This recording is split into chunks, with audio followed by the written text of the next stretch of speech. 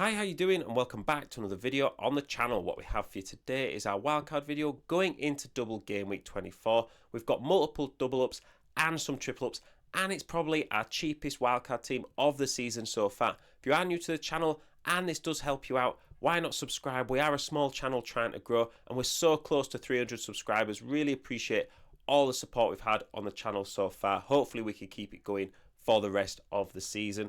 We are recording this video before Sunday's games have kicked off, but as always, if there are any injuries, I'll put some alternative players in the comments, but we do talk about some different options in the video as well.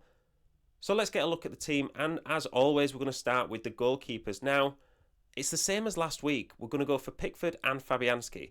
If I was going to go for Pickford last week because of the double game week, then it makes sense to still go for him this game week, especially after he's just kept a clean sheet. You never really want to use a free transfer on a keeper, and he's someone you can keep until the end of the season. He's already the second highest point scoring keeper in the game. He's always good for save points, and he's got that penalty save potential in him as well. So if you're wildcarding, there's no way you're missing out on Trent. 6 attacking returns in his last 9 has helped him get points when Liverpool's clean sheets have dried up. They've only got 2 in the last 9, and we're avoiding the double up in defence as a result. In comparison, they've scored 30 goals in that same time span, so it makes sense to go for 2 attacking players, which is exactly what we've done. The whole world will be captaining Salah in game week 24. People who haven't used their triple captain chip will likely be using it on him, so you do need to at least own Salah, which you probably already do. In my own team, I was deciding on Szoboszlai or McAllister last week, and I went for McAllister for the minute security. I think if you're chasing the upside, then Szoboszlai is definitely your pick. He looks great in recent games, and he's super attacking.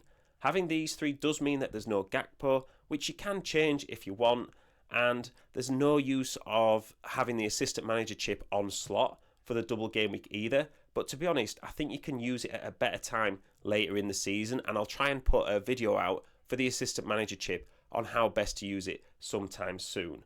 So the rest of the Everton triple up looks a little riskier than the Liverpool one, which seems obvious. But this team is our cheapest of the season, and it allows you to move straight off them after the double if you wanted to, because there's money saved in the bank for upgrades.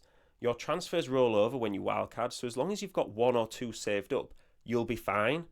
So as we spoke about last week, David Moyes loves a big midfielder from set pieces like Fellaini or Soucek.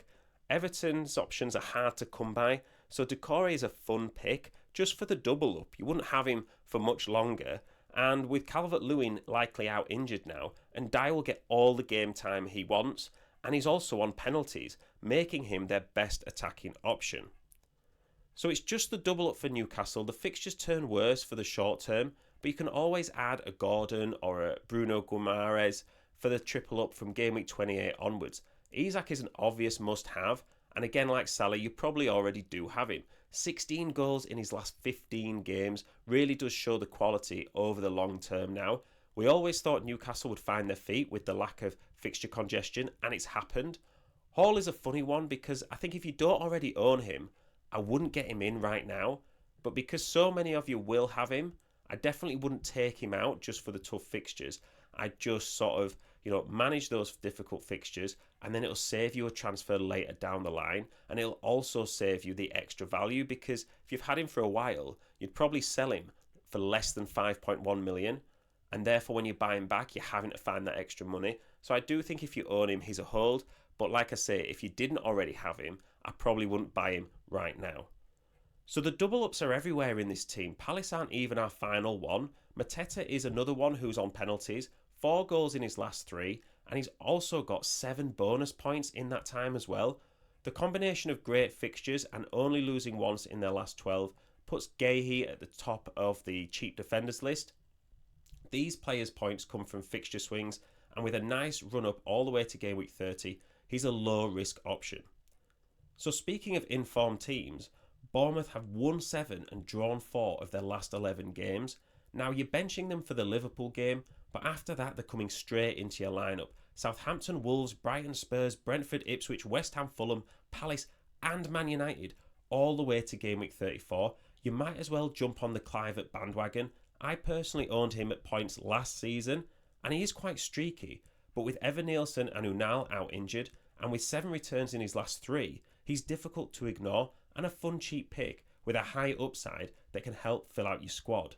The same for Huijsen.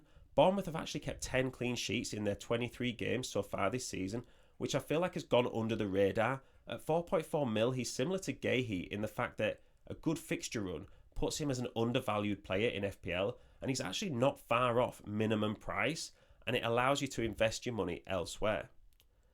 Cole Palmer is a bit of a on the fence pick at the moment. He's still super high owned. I think he's 65% owned, but he was also one of the most transferred out players this game week. But for me, he's got 10 points 3 times in his last 6 games. That's good returns, and I think there is the ability to save money elsewhere and still have Palmer in your team.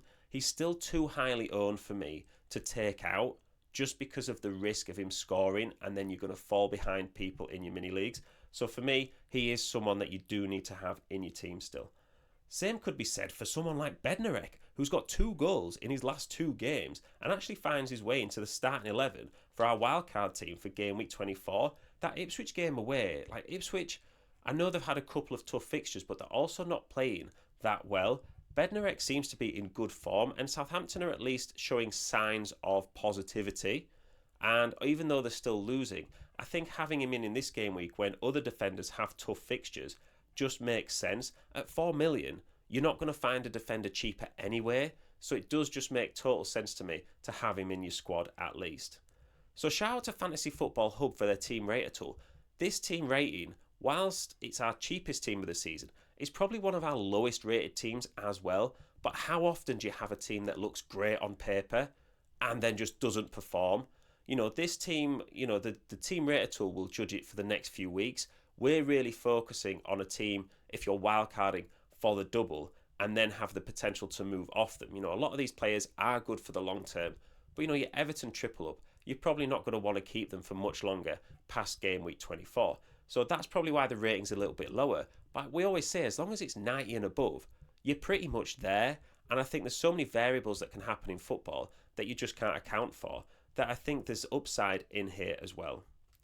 So the value, like we said, is 98.8 million. And that is if you're buying all these players from scratch. So like we say, if you've owned Palmer, if you've owned Salah, if you've owned Isak, someone like Lewis Hall, if you've had Trent for a while, you're saving money there, which means this team is costing you even less. And it allows you, as we say with the strengths, to not only attack the double game week, but it's easy to upgrade after game week 24 because you're likely to have 2 or 3 million in the bank. Well, that's upgrading to Corey or Ndai to, better players with better long-term fixtures straight away, as long as you've got a couple of free transfers saved up. So I just think this team, not only does it do well in the short term, but it's got a good foundation to improve on in the medium to long term. The weaknesses are, similar to recent teams in other game week videos. There's no Arsenal and there's no Man City, but Man City's fixtures are not good.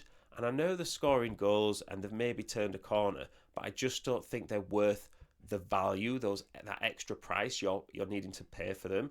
I just think you'd be better off upgrading Decore to someone like a Semenyo, and then maybe you're looking at upgrading Ndai to possibly a Chris Wood when his fixtures turn, rather than looking at a Man City player straight away. So same with Arsenal, they're struggling and they've got a few injuries. They're not quite firing on the attacking side of the game.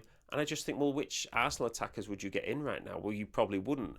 And the defence has been a bit patchy. They've just kept a clean sheet away at Wolves. But that was against Wolves, so it's not exactly the biggest sample size or fills you with the most confidence to get their players. So I think it's totally fine to go without them for the short term at least. So let me know what you think about the team. Hopefully I've explained the context around it quite well, and obviously if there wasn't a double game week, we probably wouldn't be having this team. But I think if you're wildcarding for this week, you do need to attack the double, and we've hopefully also explained the route out of it as well. So, let me know if I'm missing any players. Let me know if you are wildcarding, or if there's any questions about just general transfers on the whole. Pop it in the comments. I'll always get back to you. It's always great to chat FPL. Please do subscribe if you're not already. Hopefully you're having a good game week, and I will see you in the next one.